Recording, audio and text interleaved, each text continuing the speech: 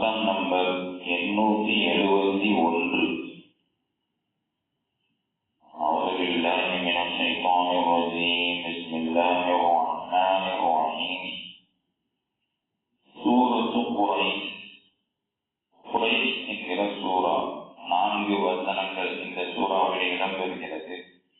சூறாவுடைய முதல் வசனத்திலே குரைஷ் என்கிற வார்த்தை வந்திருப்பதனால் சூறாவுக்கு அதே பெயரான சூட்டப்பட்டுள்ளது. இந்த சூரா மக்காவில் இறங்கிய சூரா. குரைஷ் என்பது ஒரு கோத்திரத்தாரின் பெயர் என்பது நமக்கு அரபுலகத்தில் பிரபல்யமான ஒரு குலம் கோத்திரம்.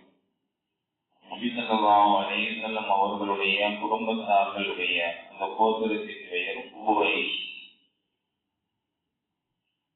இந்த சூறாவிலே அல்லாஹ் தஆலா அந்த அரபு மக்களுக்கு செய்த 2 நிஅமத்துகளை அறிமுகப்படுத்தி ஞாபகப்படுத்தி அவனுக்கு நீங்கள் வணக்கம் புரியுங்கள் என்று அல்லாஹ் நினைவுபடுத்துகிறார். 2 நிஅமத்துகள் என்ன? ஒன்று, அவர்கள் கோடை காலத்திலே வியாபாரம் செய்வதற்கு ஷாம் நாட்டிற்கு செல்வார்கள். குளிர்காலத்தில் வியாபாரம் செய்வதற்கு யமன் நாட்டிற்கு செல்வார்கள். சென்றுவிட்டு வருகிற பொழுது நிம்மதியான முறையில நம்முடைய தாயகம் திரும்பி வந்து விடுவார்கள். அங்க போய் நிம்மதியான முறையில வியாபாரம் செய்வாங்க. வாழ்க்கைக்கு தேவையான எல்லா விதமான வாழ்வாதாரங்களையும் பெற்றுக்கொண்டு மக்காவுக்கு நிம்மதியான முறையில திரும்பி விடுவாங்க.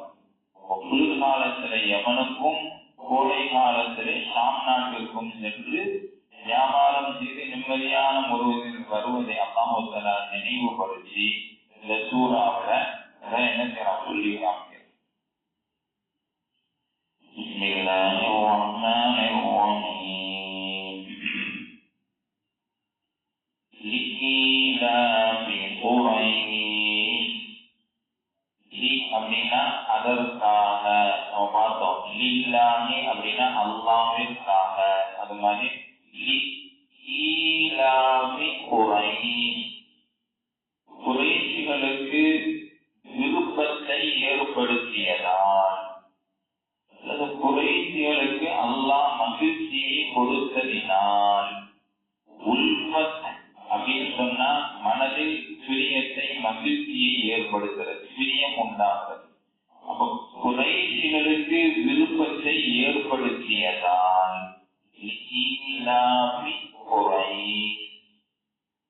குறைஷிகளுக்கு மன்னன் என்னும் மக்களின் உள்ளத்தில் விருப்பத்தை ஏற்படுத்தியதால்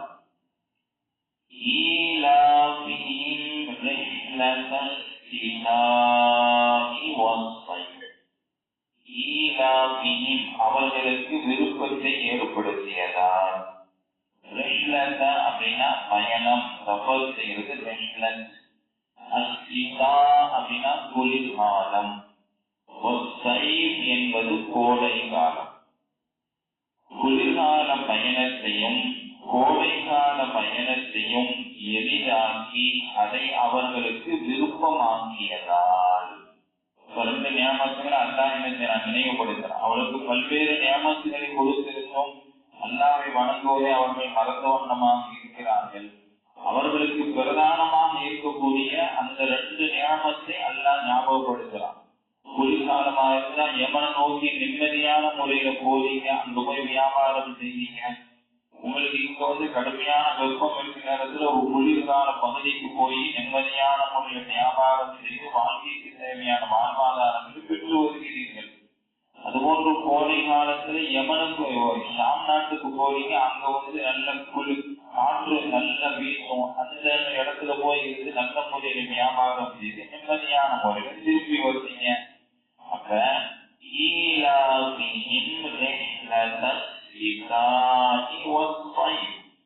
குளிர்கால பயணத்தையும் கோடைக்கால பயணத்தையும் எளிதாக்கி அதை அவர்களுக்கு விருப்பமாக்கியதின் காரணமாக விருப்பமாக்கியதால் அவனை வணங்கவும். அப்படின்னா அவனை வணங்கட்டும், அவர்கள் வணங்கட்டும். ஹாதல் பைத், இந்த வீட்டினுடைய இறைவனை அவர்கள் வணங்கட்டும். போயிட்டு வந்துட்டு காபத்துல்லாவில அதை சுற்றி நீங்க நிம்மதியான முறையில வாழ்ந்தீங்க. இந்த காபத்துல்லா, அந்த காபத்துல்லா தான் உங்களுடைய உள்ளங்கள்ல மிகப்பெரிய ஒரு அந்தத்தை பெற்ற ஒரு இல்லம், அது அல்லாஹ்வுடைய வீடு. அந்த வீட்டினுடைய இறைவனை நீங்கள் வணங்குவீர்களாக. அதற்கு நன்றியாக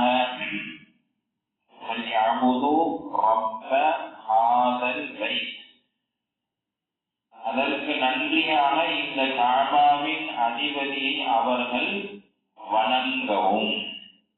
அல்லதி, அந்த இறைவன் ரப்பஹாதல் பைத் என்று சொன்னார்களே, இந்த காபத்துல்லாஹுடைய ரப்பாகி அந்த அல்லாஹ்வை வணங்கட்டும். அந்த அல்லாஹ் எப்படிப்பட்டவன் என்றால் அத்அமஹும், அவர்களுக்கு உணவளித்தான், மின் ஜூஅ், பசியிலிருந்து, மின்ன அதிலிருந்து, ஜூஅ் அப்படின்னா பசி, வஆமனஹும் மின் ஹவுஃப், அவர்களுக்கு அபயம் அளித்தான், மின் ஹவுஃப், பயத்திலிருந்து. அல்லதி அத்அமஹும் மின் ஜூஅ் வஆமனஹும் மின் ஹவுஃப், அவன் அவர்களின் பசிக்கு அவர்களுக்கு உணவளித்தான், பயத்திலிருந்து அவர்களுக்கு அபயம் அளித்தான். அப்பேற்பட்ட அல்லாஹ்வை ஃபல்யஅபுது, அவர்கள் வணங்கட்டும் என்று அல்லாஹ் அந்த சூராவில் சொல்றான். அப்ப குறைஷிகளுக்கு, அரபு மக்களுக்கு அல்லாஹ் எவ்வாறு பல்வேறு அருட்கொடைகளை, ஞாபகங்களை கொடுத்திருந்தோம், இறைவனை வணங்காமல் அம்மக்கள் அலட்சியப்படுத்துகின்ற காரணத்தினால் அவர்களுடைய வாழ்க்கையிலே பிரதானமான 2 அருட்கொடைகள் அல்லாஹ் அவர்களுக்கு வாழ்க்கைக்கு தேவையான வாழ்வாதாரங்களை குளிர்காலத்திலும் கோடை காலத்திலும் நிம்மதியான முறையில் அவர்களுக்கு கொடுத்து, அந்த காபாவை சுற்றி அவர்களை அல்லாஹ் நல்ல முறையில வாழ வைக்கிறானே, இந்த 2 அருட்கொடைகளை அவர்களுக்கு ஞாபகப்படுத்தி, பசியின் போது உங்களுடைய பசியை நீக்கி, பயத்திலிருந்து உங்களுக்கு அபயமளித்து உங்களை நல்ல முறையில் வாழ வைத்த ரப்பை அவனை அவர்கள் வணங்கட்டும்.